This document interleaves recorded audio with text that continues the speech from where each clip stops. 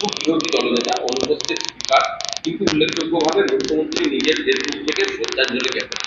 এই তো মুখ্যমন্ত্রী ঝুলেও আছে, অম্বলেও আছে, মুখ্যমন্ত্রী দিদিতেও আছে, মুখ্যমন্ত্রী মোদিতেও আছে, মুখ্যমন্ত্রী হ্যাঁতেও আছে, মুখ্যমন্ত্রী নাতেও আছে।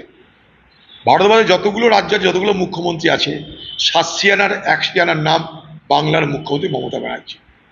দিদি মোদিকে চটাবেন না, দিদি আরএসএসকে চটাবেন না।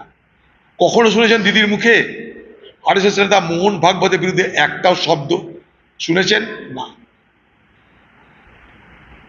দিদি শহীদদের স্মরণে সভা থেকে আরএসএস এর প্রশংসা করে, তো সেই দিদি শ্যামাপ্রসাদ মুখার্জির জন্য শ্রদ্ধা জানাতে পারেন, লুকিয়ে চুরিয়ে কেন?